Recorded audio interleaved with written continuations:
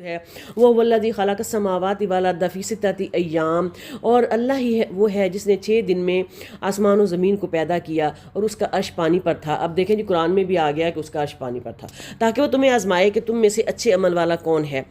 अगर आप इनसे कहें कि तुम लोग मरने के बाद उठा खड़ा किए जाओगे तो काफ़िर लोग पलट कर जवाब देंगे कि ये तो निरा साफ साफ जादू ही है। अब अल्लाह ताला के खालक होने पर एक बहुत बड़ी जो दलील है, खालिक और जो हम कहते हैं ना अल्लाह खालिकुल मुसव्विर और युब्दिउ जो हम कहते हैं अल्लाह से इब्तिदा करता है, उसकी एक और बहुत बड़ी दलील यहाँ से मिल रही है कि अल्लाह ताला ने 6 दिन में ज़मीन व आसमान को पैदा किया और उसका अर्श पानी पे था। 2 चीज़ों की दलील मिल गई हमें, 3 चीज़ों की। और उसके बाद ये है कि अल्लाह ने हमें पैदा और फिर हमें पैदा किया, वो तो हम कई जगह पढ़ चुके हैं। हमें पैदा क्यों किया? ताकि वो तुम्हें आजमाए कि तुम में से अच्छे अमल वाला कौन है।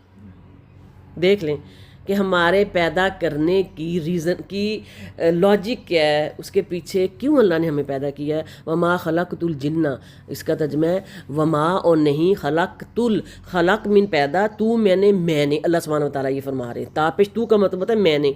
वमा खलक़तुल जिन्ना वल इंसा, नहीं मैंने पैदा किया जिन्नो इंसान को, इल्ला लियाबुदून, मगर इसलिए कि वो सिर्फ़ मेरी इबादत करें।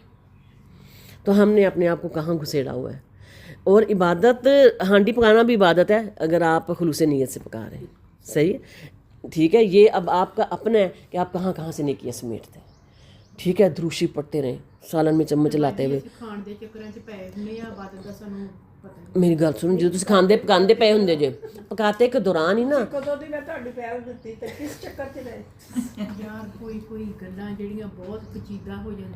अच्छा आगे चले जी, बिस्मिल्लाह।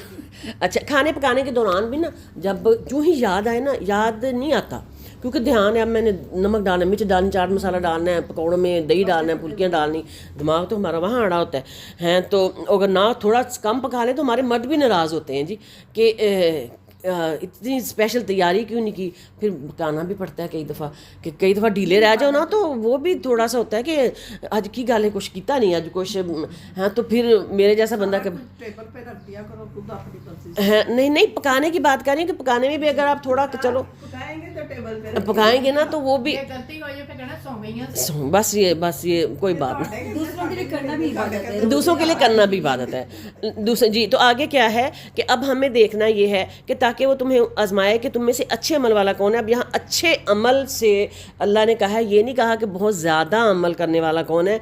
अच्छे अमल से मुराद है वो अमल जो रज़ाए इलाही के मुताबिक हो, अल्लाह की रज़ा के मुताबिक और सुन्नत के मुताबिक हो। अल्लाह ताला ने कहा है कि अमल जो है वो मुस्तकिल हो, कंसिस्टेंट हो।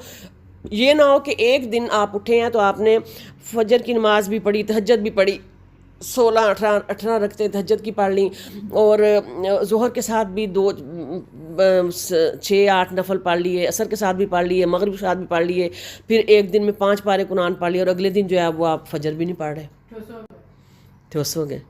ठीक है, अल्लाह को मुस्तकिल इबादत पसंद है और जो हमेशगी वाली है, और चाहे वो थोड़ी है, सही है। लेकिन अगर आप ज़्यादा करते हैं तो फिर उससे तो बड़ी बात ही कोई नहीं है, और ज़्यादा भी करते हैं और मुस्तकिल भी करते हैं तो उससे तो बड़ी बात ही कोई नहीं है। ज़्यादा भी करनी है तो उसका प्लान बना के करो कि कहीं तुम और अब जब उनको कहा जाता है काफिरों को कि तुम अगर आप इनसे कहो कि तुम लोग मरने के बाद उठ खड़ा किए जाओगे तो काफिर लोग पलट का जवाब देंगे ये तो निरा साफ साफ जादू ही है। वो क्या कहते हैं?